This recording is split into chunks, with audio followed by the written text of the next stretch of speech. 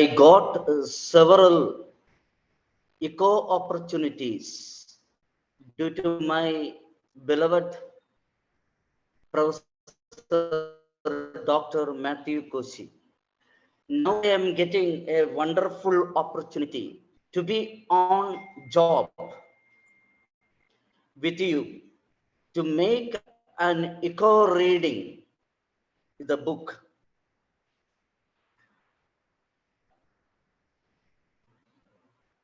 I was fascinated by the book of Job from the childhood onwards, but just understood as a tragic story of an innocent human being, made me to ask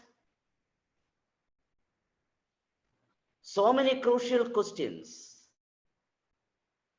without getting any proper answer. Till now, Book of Job, one of the dynamic books in the Bible, because of its special construction with unusual words and with very strange phrases, apart from all other books in the Bible. That is why the translators of the book of Job have been struggling to make a meaningful translation of this book and failed to a certain extent in their effort. For example, the Greek translation of the book Job, you know, it is known as Septuagint. It has only 400 lines. The translator could not make the translation of the exact book as it is into Greek because of the strange words, unusual words and phrases. It happened with Syriac translation, Peshitta. It happens with Aramaic translation, Targum. It happened with Latin translation, Vulgate. We cannot blame the translators because that is the peculiar construction of this book. You can read the book of Job without any dynamism. If you want to read the book of Job vibrantly, it will take you into a different realm. Amazing. Sometimes we will be made upside down. When I read the first article written by Alice M. SYNOD,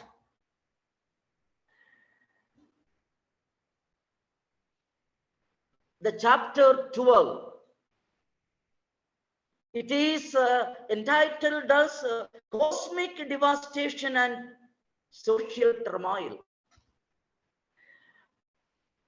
Literally, I became upside down. I try throughout my life to be open and to be flexible on my theological convictions, even though I was broken through this echo reading of the chapter 12. Wonderful article. You should read carefully.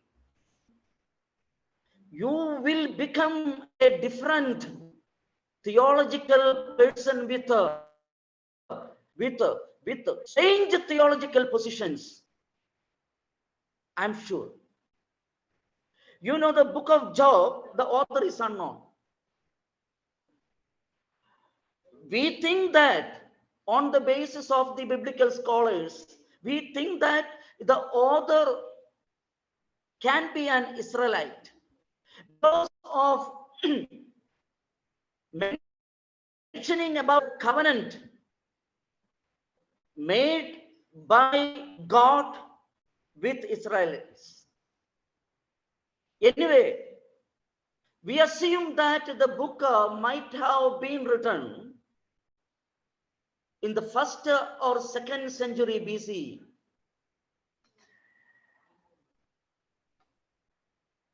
You know very well, the book is all about the suffering of humanity. You know, Job is not an actual human being, as it is mentioned. Job represents a suffering humanity. Not only a simple suffering humanity, but an innocent suffering humanity. If the humanity is wicked, suffering should be there. What is your justification? If the humanity is innocent and undergoing sufferings, no justification, no theological justification from our part.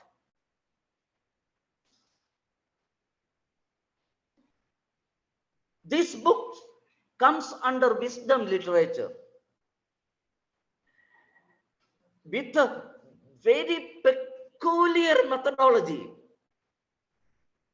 The methodology is excellent because all the preoccupied, pre-formulated, pre-established understandings and wisdom of human beings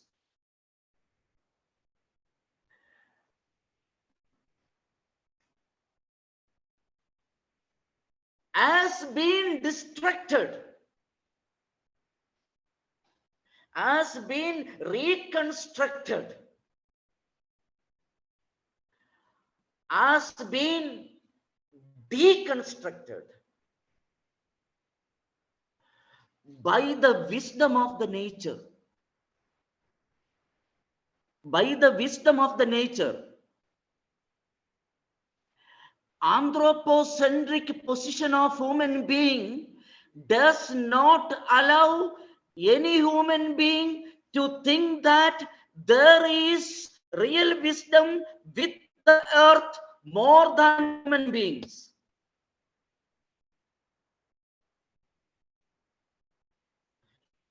This anthropocentric position, I am having the ultimate wisdom, no matter whether it is God or nature. I am having the ultimate wisdom. I am having the ultimate understanding about God and God's creation. This position has been distracted crucially by the book of Job through the ecocentric position, or by the wisdom of the earth.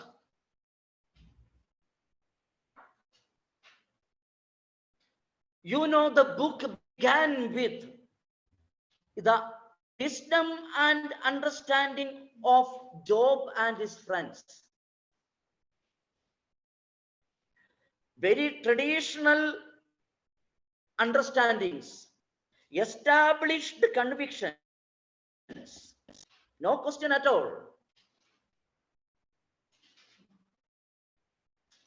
But the book ended with the destruction of the all established wisdom and understanding of human being about God and God's creation. That is the dynamism of the book of Job. Before reading this article, based on chapter 12, written by Alison SYNOD,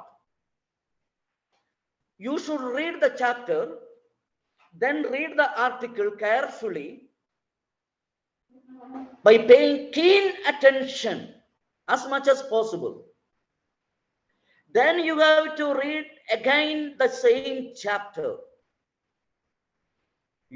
You will be a different person in the second reading.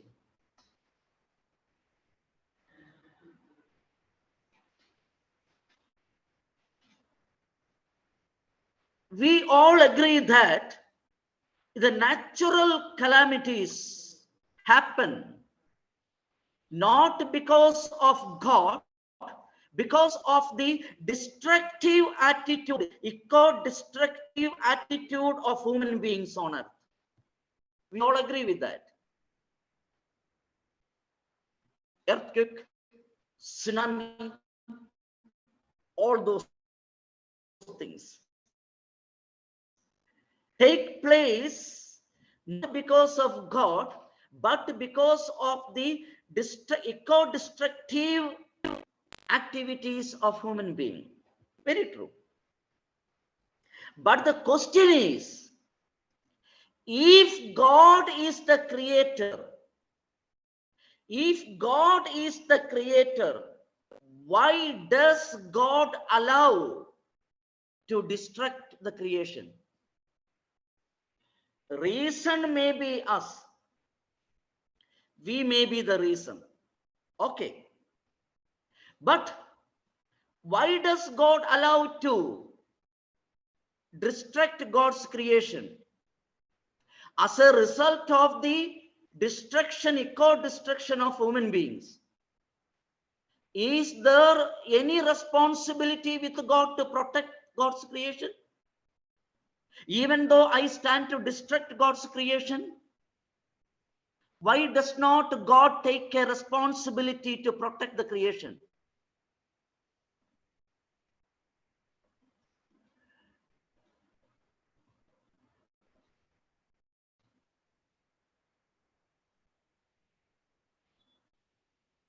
That is the question. This book crucially and critically answers all these questions, all those questions.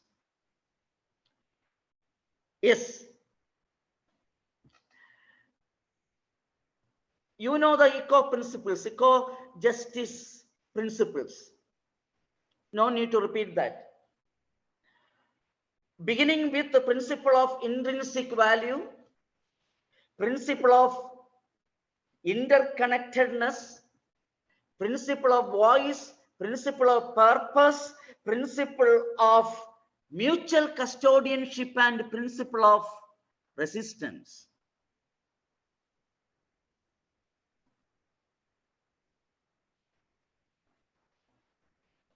For making an echo reading of the chapter 12, the author of this article employed the third eco-justice principle, principle of voice. Principle of voice. That is the methodology implemented by the author to make an echo reading of the chapter 12 of the book of Job.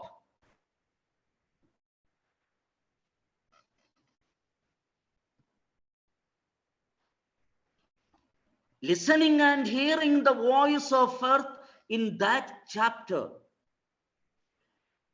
will make you understand God differently, as well as understand God's creation totally differently.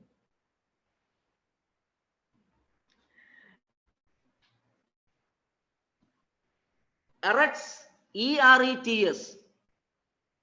I'm not showing any PPT. Nothing. You just listen me. After this session, I will send the detailed summary of these 3 chapters to Professor Matikoshi, and he will share with you all. That would be enough for you. Now you just listen me. I need your keen attention, because this is totally different. You will be hearing that God is a devastator. God is a destructor of earth. Don't be disappointed by hearing that. You are going to a different God in this chapter.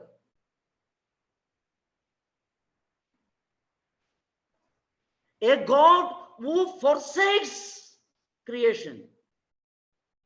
A God who stands against creation. A God who puts creation in trouble. A God, you might have heard that God makes order in creation. Now you are going to hear that a God who makes disorder in creation. Be patient. Don't be disappointed. There is a truth behind it.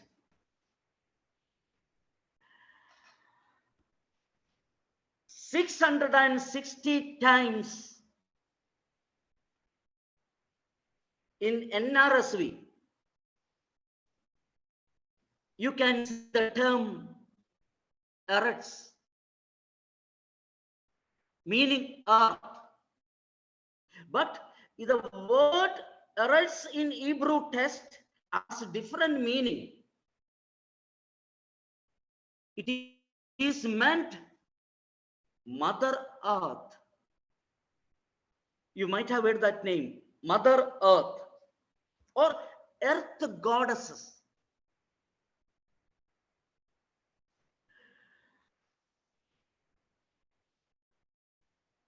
Let me come to the point. One of the main points of this chapter, of this article: preoccupied attitude and its impact. Preoccupied attitude and its impacts on earth.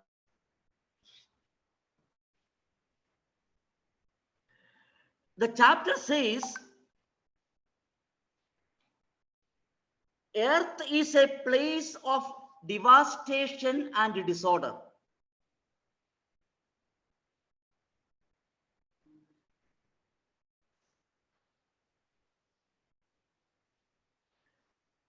It is very true with you and me to think that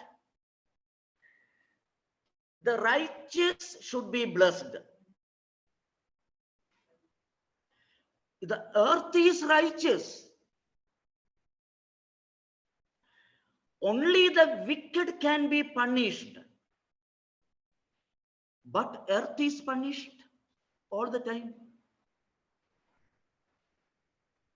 Where can you find a God of justice? If I am punished, I can think that it is because of my wickedness. Here, there is an innocent earth, nature, environment, always being punished. Where is the justification? Even from the part of God.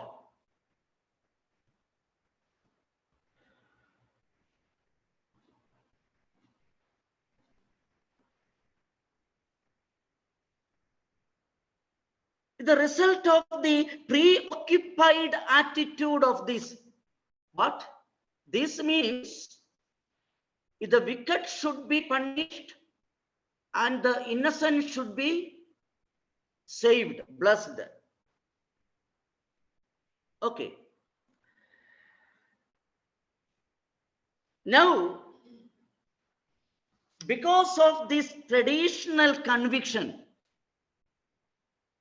we cannot, the chapter and the article say that we cannot see and listen and hear the immediate environment and nature.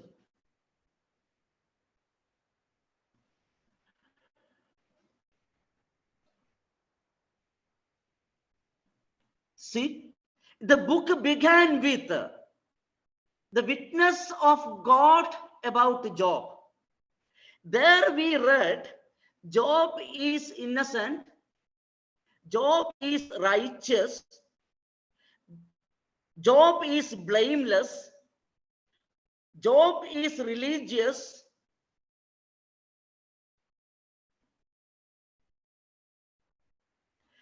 Now, Job got problems, very crucial problems. Then, the friends of the Job came to share that it is because of your sin. Now Job is blamed because of the traditionally preoccupied conviction. Whoever is punished due to because of sin. But the book began with the testimony of God about the sinless nature and blameless nature of Job. Now the book witnesses that Job is punished very, very crucially. If there is any punishment, the reason should be sin. Now, no other way we should put Job on sin. That is the way of the story goes. Then what is the meaning of the testimony of God then? On the basis of the preoccupied conviction of the friends of Job, they firmly confirmed that you are punished because of your sin and wickedness. This is the true evidence. That is the conviction of the traditional wisdom literature. Now, even though the book of Job comes under the wisdom literature, takes a different, totally different position. An innocent is punished, not because of sin, not because of wickedness. Then what is the reason? God did not make a false or fake testimony. The testimony of God is very true. But then why this punishment, this tragic incident happened in the life of Job? Without doing any sin, he was maintaining all righteousness, was a just person before God, very religious, pious. That is the dynamism of the book of Job. At any cost, we cannot put Job with the wicked, then why this crucial punishment given by God? Given by God. God is the one who allowed, the story says, God is the one who allowed evil to test him. Why?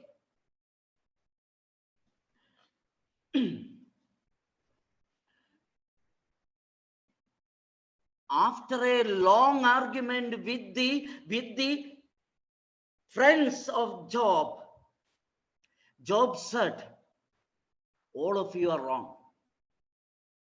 Whatever the understandings you have, whatever the wisdom you have about God, it is totally wrong.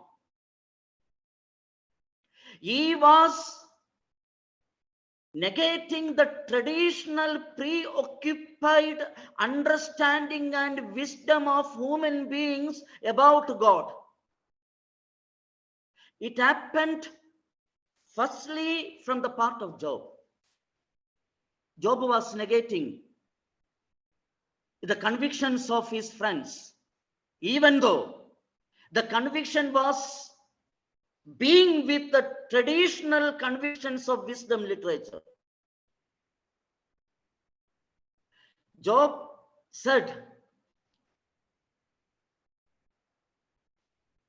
what is good and what is evil? You tell me. Whatever it is good for you, you identify that as good. Whatever you find as not good, you categorize it as bad. This is your construction. You construct all these things. Nothing doing with God. Nothing doing with God. God creates God's creation without categorizing good and evil. You categorize everything into good and evil. That is why this Earth Bible series, all series is against binarism and dualism of the Western epistemology.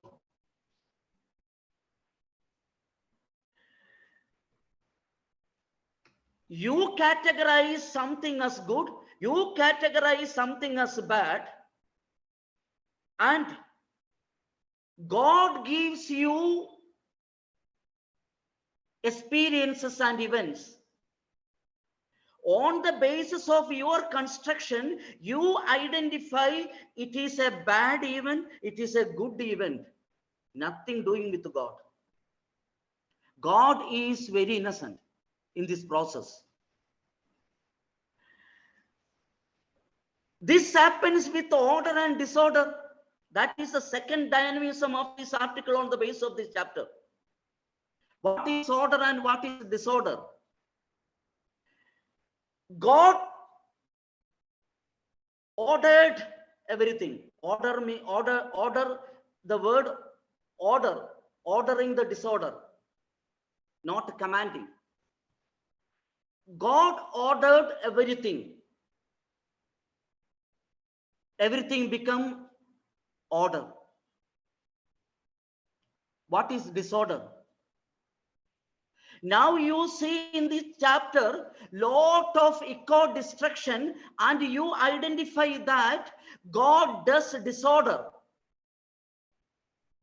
What is order and disorder? This is the eco reading on the basis of the personal experience of Job. Listen me carefully. This is a wonderful methodology, eco methodology. Job was with order. What was that order? Was having wonderful family with kids, was having wonderful wife, was having lot of wealth, cattle and sheep, was having lot of servants, was wealthy, then Job identified that it is God's order.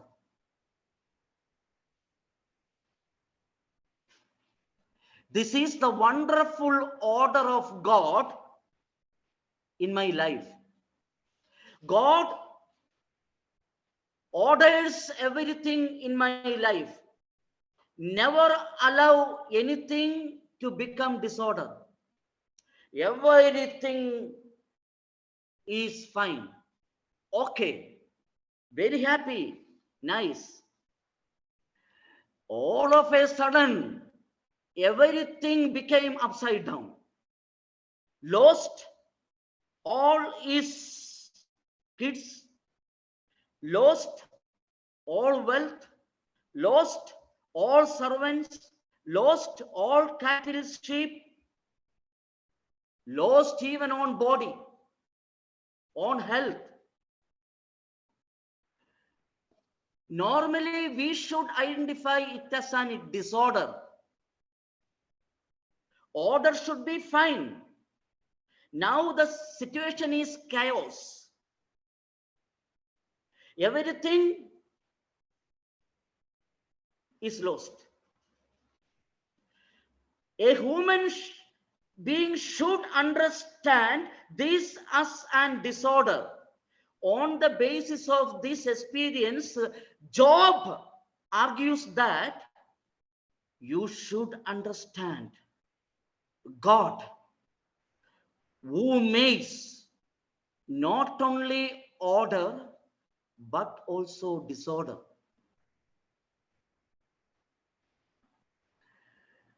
Lot of examples are there in the chapter 12. God makes streams, then he makes dry land in the place of stream. God creates this creation wonderfully, then brings flood. God makes everything order, then God does disorder. Who is this God? Then Job says, you think something as order, then you think something as disorder, nothing doing with God. You think that if you are wealthy, if you are healthy, if everything is okay with you, you think that this is the order, very fine order given by God. When you lose something, you will find that God brings a disorder. You make everything. This is your construction. You construct this order and disorder. Nothing doing with God.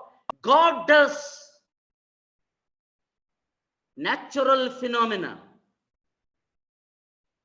God does natural phenomena. Not on the basis of your construction as order and disorder. Everything is eco-reality with God. With a specific reason. With a specific reason. You cannot understand.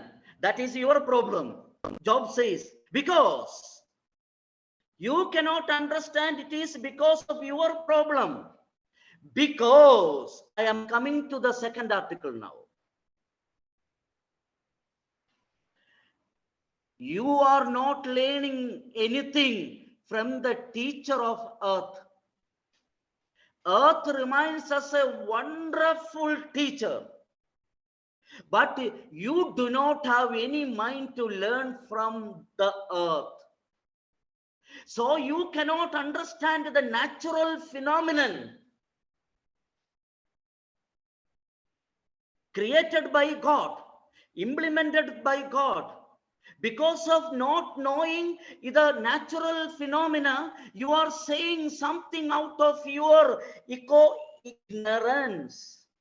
Eco-ignorance.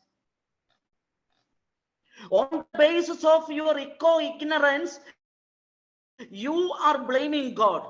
You are asking stupid questions to God. without knowing eco-knowledge.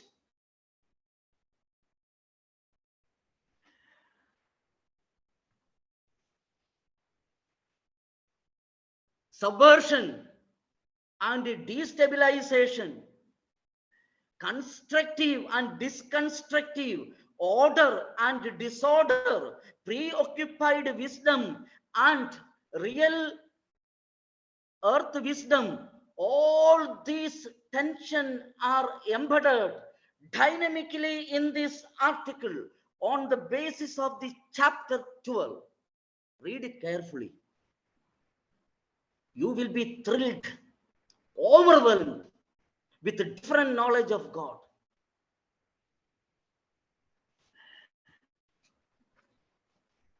Catherine Dell, very easy reading article among three.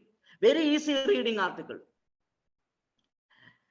Now we are on Job 28, chapter 28. The methodology, the eco principle implemented here is interconnectedness. Principle of interconnectedness. And the eco hermeneutics implemented in this article is deep ecology. Deep ecology. You may know deep ecology.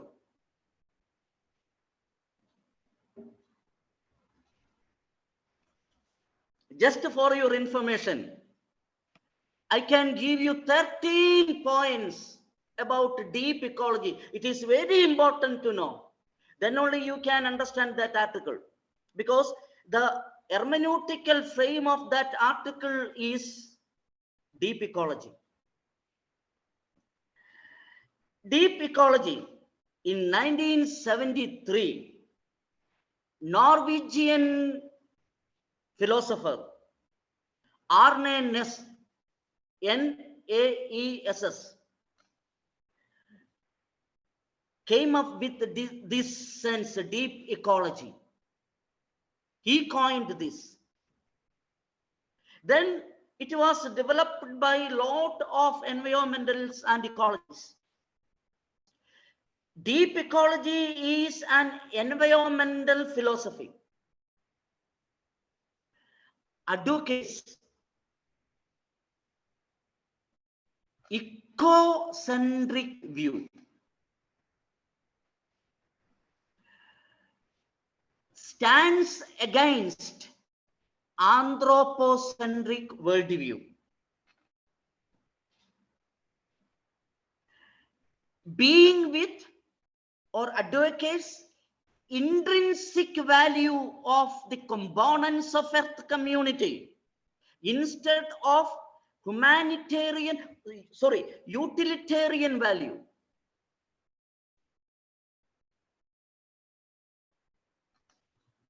Respecting diversity of life forms. How human being is related with nature. One of the focuses of deep ecology. I am existing. You are existing. It is a reality. But what is the relationship of my existence with your existence? Can I exist without your existence? What is the integral, interconnected reality of existence in between human beings and nature?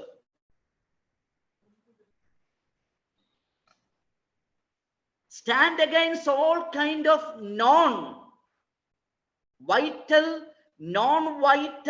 human interference against nature. Promoting eco-ethics and eco-justice. Promoting environmental ethics. Standing against commodification of nature, standing against all kind of anti-eco civilization and development, standing against eco-destructive economic technologies and ideologies, promoting principle of interconnectedness as the core reality within God's creation. This is very briefly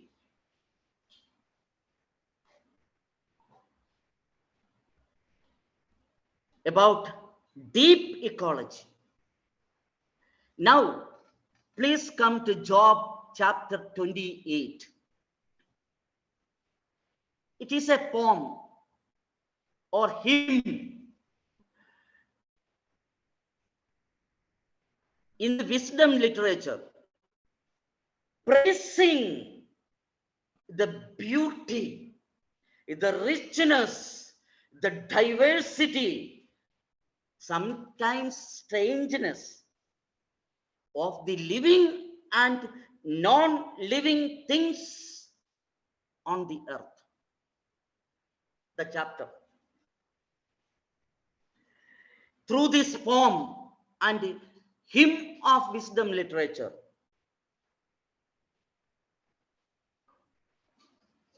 talking about the interconnectedness of God's creation and interconnected reality between God the Creator and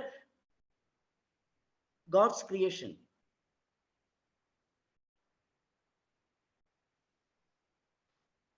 The poem is written with powerful words and luxurious phrases.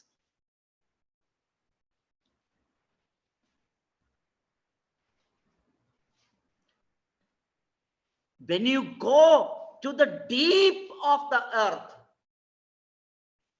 you will get bread from the surface of the earth. When you go into the deep of the earth, you will find gold, silver, copper, iron. You will find jewels, costly stones. Now I am coming to the central insight of this article given by Dell. If you make an effort, you can get it. No doubt. We do that. We are going into the deep of the earth to get all these things. Then the author says,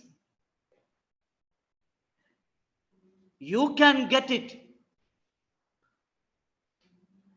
but you cannot get the mystery of the earth.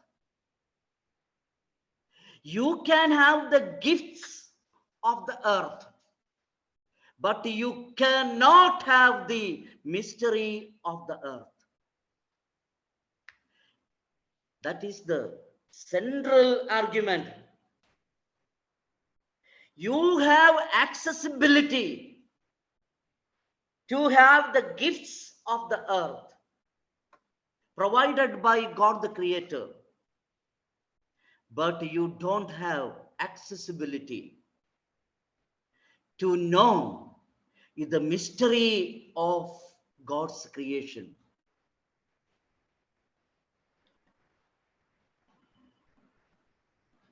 Because God's creation keeps secrets.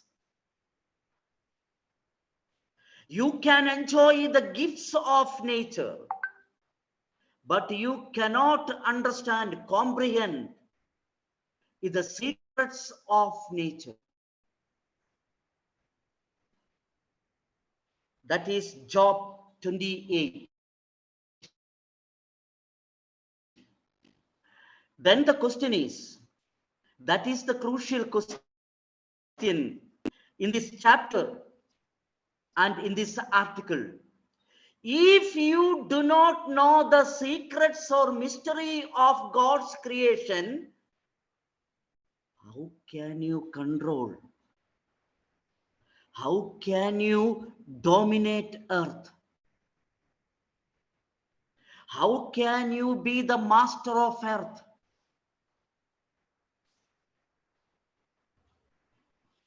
That is the question. If you know all about earth, you can easily control, you can easily govern, you can easily administrate, you can easily keep under your custody, you can dominate. Without knowing the secrets and mystery of God's creation, how can you act as the master of this earth? You cannot. You cannot. It is null and void if you think that I am the custodian, I am the steward of God's. I will come to that in the third article. If you think so, completely meaningless and insignificant, you are an ignorant on the secrets of God's creation.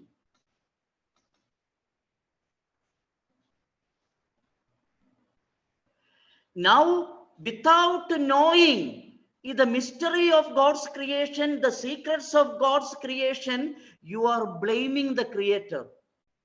Why does God allow to destruct the nature? Why does God allow? Why does God punish the creation as a result of the wickedness of human beings? You are asking so many questions only out of your ignorance, because you do not know the mystery and secret of God's creation. Out of your ignorance, you are asking all this. When you learn from the earth, when you try to understand the mystery and see, even though you cannot, if you take an effort to understand, you will not ask any question to God regarding this creation.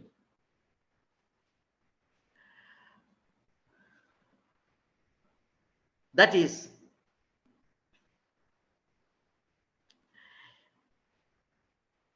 here Job says,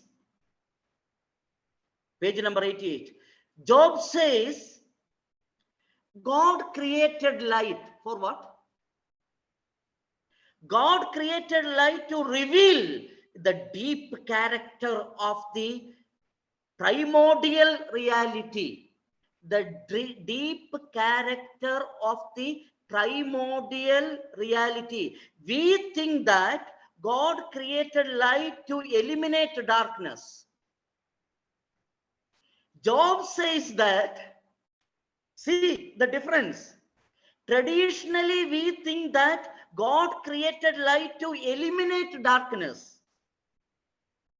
Job says that God created light to reveal the deep character of the primordial reality. What is the primordial reality? Primordial reality was darkness, deadly darkness. In order to understand the reality of primordial reality, that is darkness, God created light.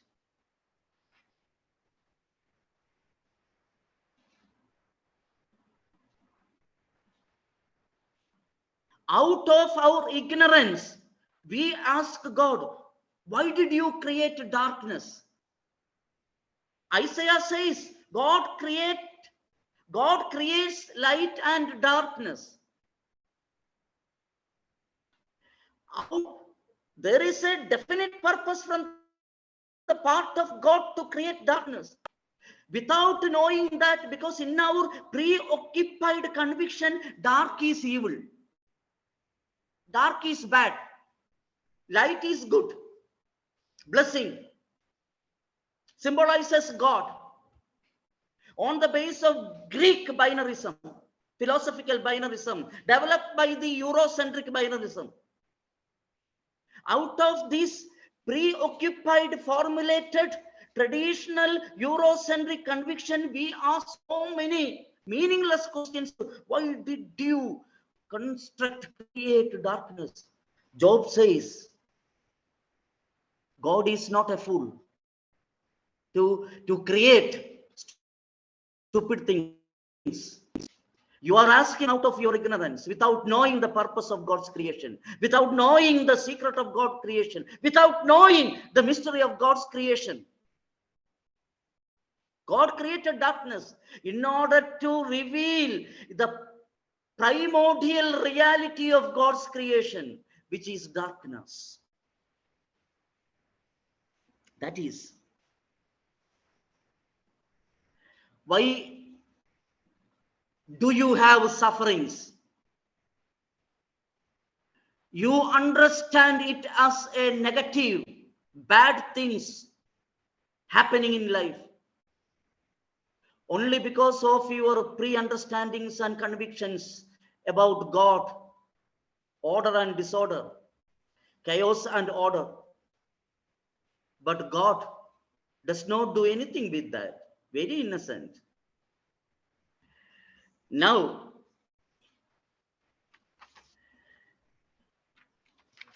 coming to the third and last, coming to the third and last article. Wonderful article because of the wonderful author. Is the wild ox willing to serve you? Written by Norman C. Hebel, who is the chief editor of the the Earth Bible series.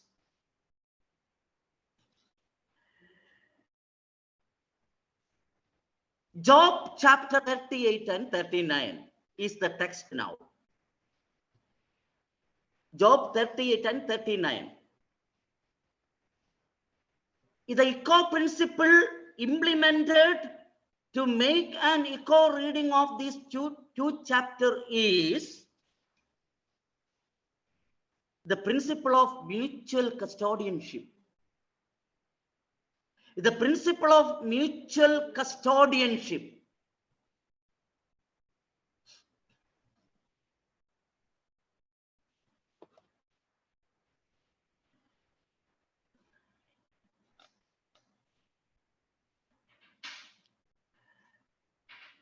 Let me begin with this. We think that we are the custodians of earth. Very, very Euro-construct traditional classical thinking. We are identified ourselves as the custodians of earth. But Job chapter 38 and 39 clearly state that earth is the custodian of earth. Earth is the custodian of earth. If you want to place yourself as co-custodian, you can do that. Then mutual custodianship will be taking place. Do you understand me? Earth is created as the custodian of earth by the Creator, not you and me. In this custodianship of earth, you can be a partner. Then there would be mutual custodianship. The earth sustains on the mutual custodianship.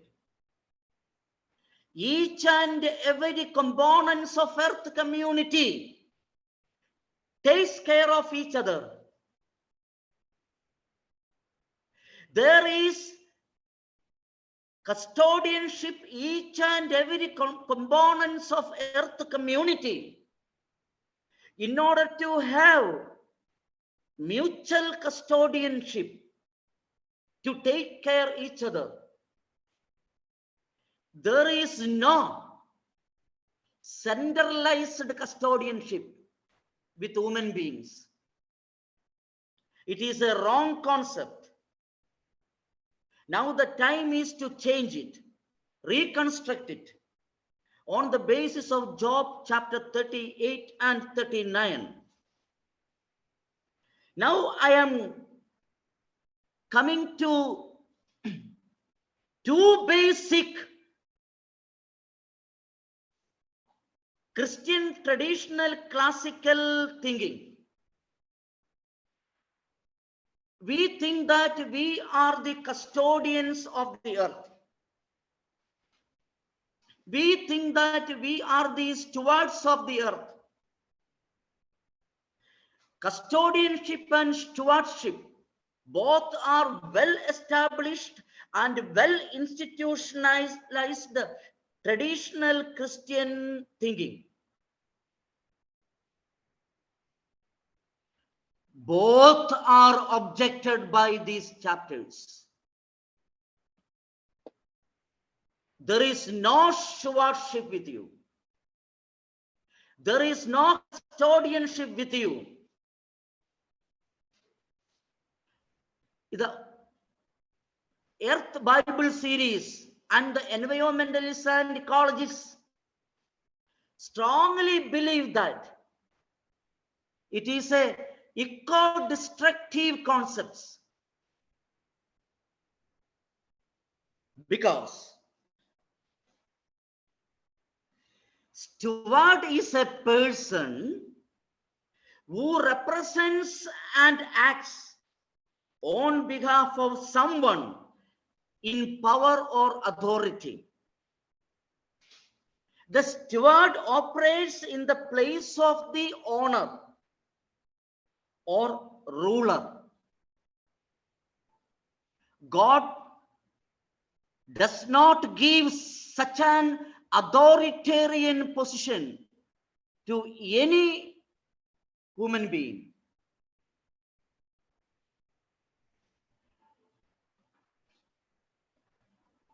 So, stewardship, according to Australian environmentalists and ecologists,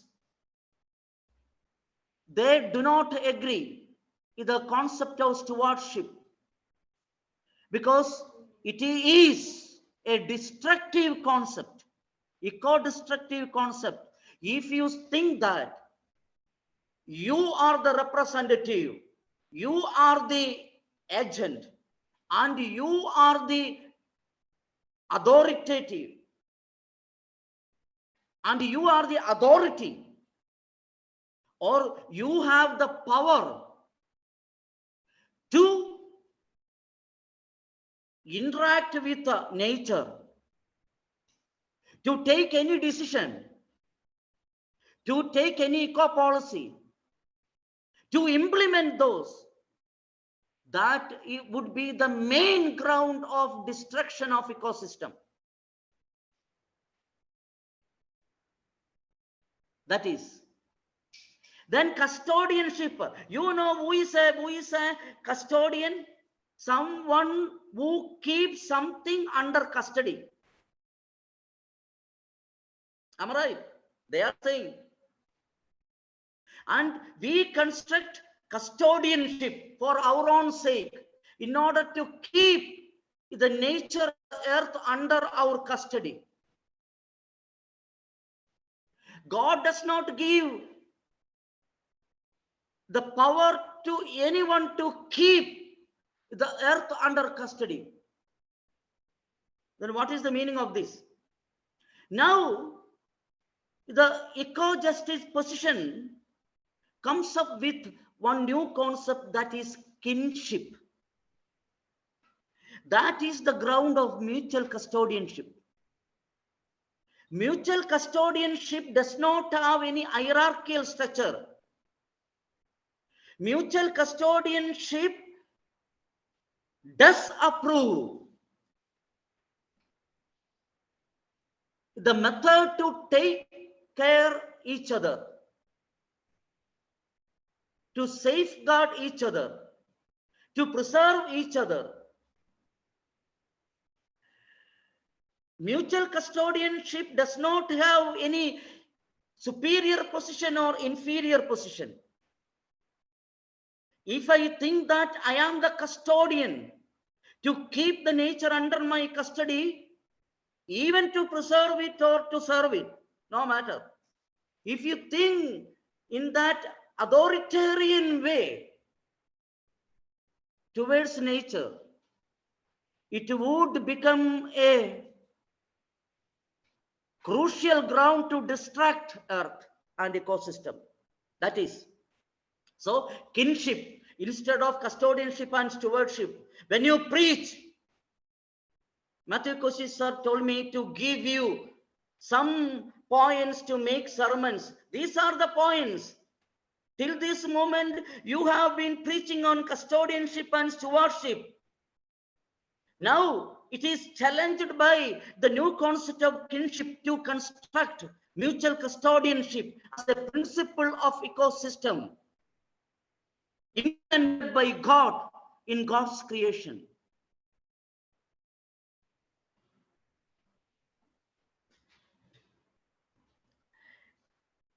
The mandate to dominate. The mandate to dominate. Genesis 1, 26 to 28. One text. Genesis 1, 26 to 28. That is the text violates the principle of mutual custodianship because of two terms. One is radha, rule. The next term is kavash, K-A-V-A-S-H. That is subduing. These two terms are our equipments to dominate over nature and earth. From this Genesis 1, 26 to 28, two words. And we argue that we are given the power to rule and dominate over nature.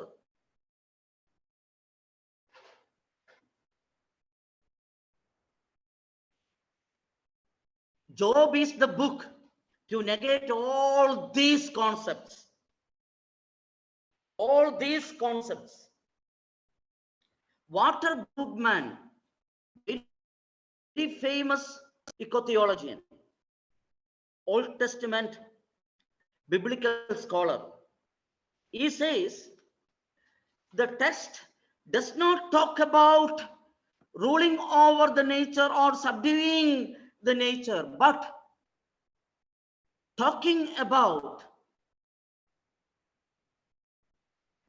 to take care in a softening principle, with a softening principle, to take care. And we twisted with the meaning of the term rule and subdue. Okay.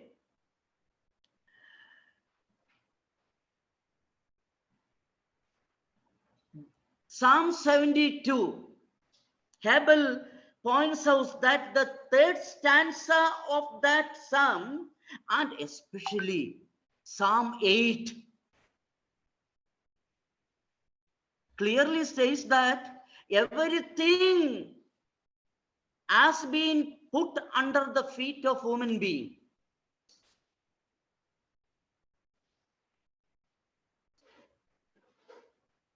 We need nothing more than this to destruct the nature and to exploit the ecosystem.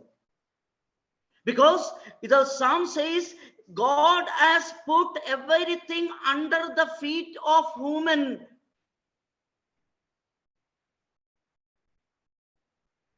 You know, the reality of the Bible.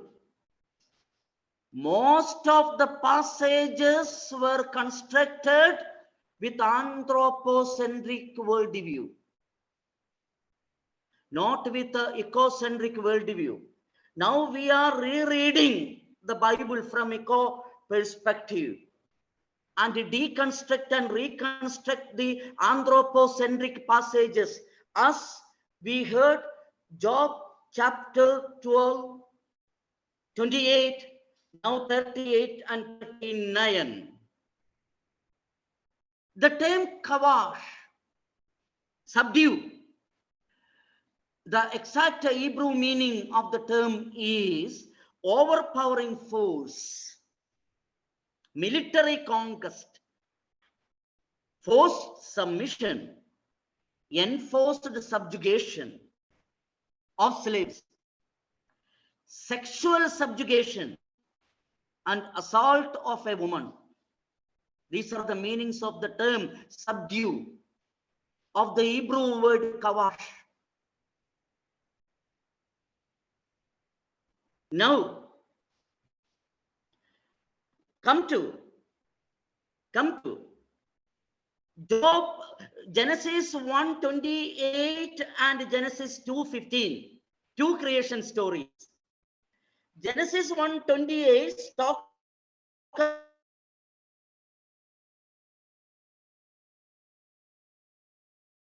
about this Rada and Kawa, but Genesis 2:15 talks about Till, T-I-L-L.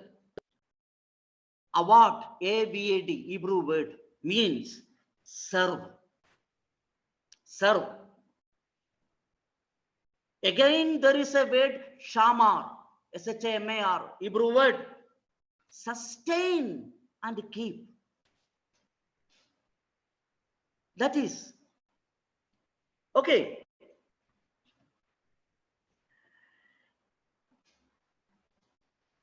In order to sustain the earth, in order to keep the earth, we should be the servants of earth. In the first, we assume that we are the masters, rulers. The second creation story, because of these words, clearly it means that we are the servants of the earth in order to sustain the earth, in order to keep the earth. Job 38.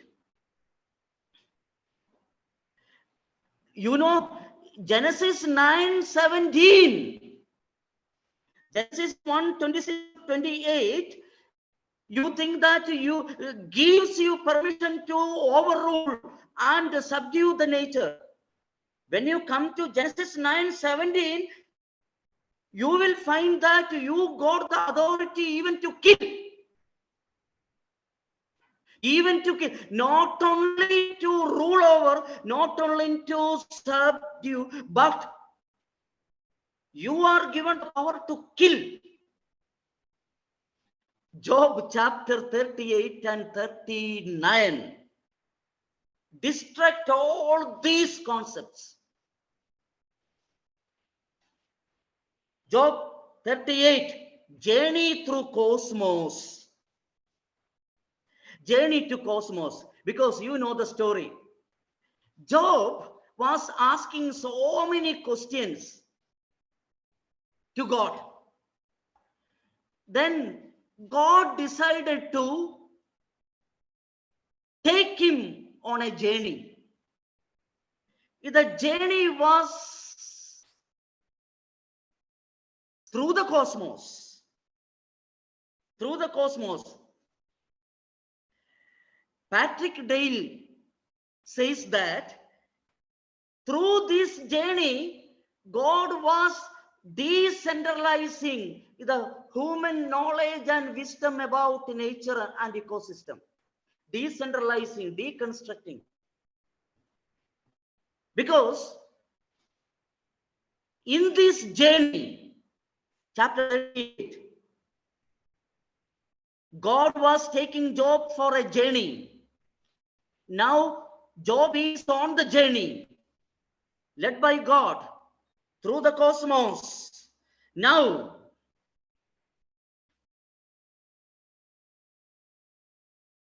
humanity is not viewed. In this journey, humanity is not viewed as the center of everything. Once again, humanity is not viewed as the center of everything. In order to pose these questions, God asked two questions to Job. Job, first question. Do you understand what you are looking at? Through showing the cosmos, God asked Job, do you understand what you are looking at? Job said, no, I cannot understand what I am looking at. Secondly, God asked, so the term understand deconstructs all our pre-understandings about God's creation. Now Job agrees that I don't know God's creation. I was thinking that I know God's creation. But now I understand that I don't know God's creation. Okay, then God asked next question. Do you have any power to control what you see? Listen, do you have any power to control? The term control what you see? Job said, since I do not know God's creation, how can I control? Till that moment, Job might have been thinking that I have control over God's creation since God has given me God's creation to rule, to subdue. I am appointed as God's steward and custodian to take any decision for the God's creation. Now God says, how can I control God's creation since I do not know about God's creation? If I know, there is a possibility to control. Since I do not know, how can I control? I don't have any control over God's creation. Job agrees. Through this journey, on this journey through cosmos, in this journey, Job realizes that I don't know anything God's creation. I don't know anything God's creation. I don't have any power to control God's creation. God's creation is beyond my capacity. I cannot comprehend God's creation. Since till this moment, I think that I cannot comprehend God the Creator, but I can easily comprehend the creation. Now Job says, creation is like you, my dear God. I cannot comprehend you. Just like that, I cannot comprehend the creation. I thought that I know, but I don't know. If I don't know, how can I control the creation? How can I rule the creation? No.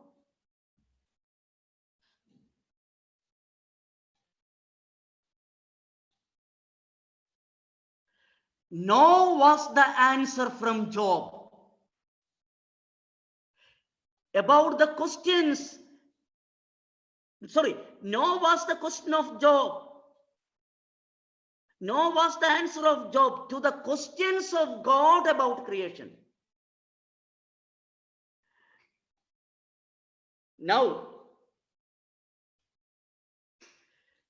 God challenges Job. You were saying in the beginning that I am the destructor of earth.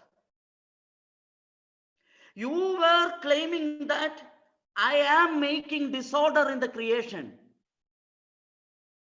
Now, do you know that all those nonsense questions you constructed out of your ignorance about God's creation? You wrongly constructed me. You wrongly understood me. All your preoccupied traditional conceptions regarding God's creation and God are wrong. This is the journey to reconstruct it. You constructed everything with anthropocentric positions.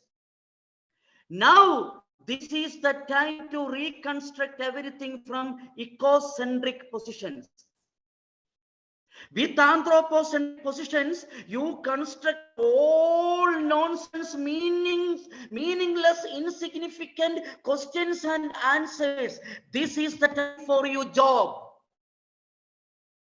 to reconstruct all those things, preoccupied traditional concepts and understanding about the wisdom of God and wisdom of nature on the basis of the reality. Now you know. You cannot comprehend God's creation. Okay. Chapter 39, I am stopping. Chapter 39. It is a journey into the wild. Journey into the wild. First journey through the cosmos. Now the journey is in the midst of forest.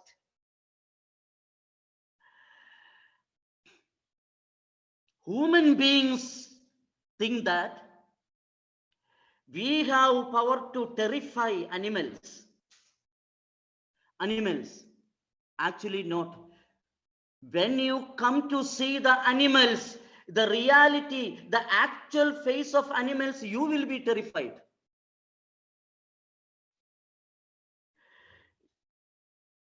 The chapter clearly says that creation is full of mysteries. Creation is full of mysteries. That mystery does not allow you to have any superiority position over nature. Since you do not know the mystery of God's creation, you are thinking that I am superior and the creation is inferior. No. The wild life is full of mysteries, and mysteries are never really dominated. The wild life is full of mysteries. That is 39 chapter. That is, as Genesis story says, you cannot rule, you cannot control, since you do not comprehend the mysteries and secrets of God's creation. You should reconstruct yourself. You should reconstruct yourself. Genesis 9:2 is negated by Job 39. All these things, there is ox, there is horse, ostrich, lot of animals are there. Job was wondering by seeing the real face of these animals. Job was thinking that All the animals God created, like the cattle he has, the sheep he has. Now he is wondered by seeing the real face of wild animals. He was terrified. I don't have any control. Agreed. This is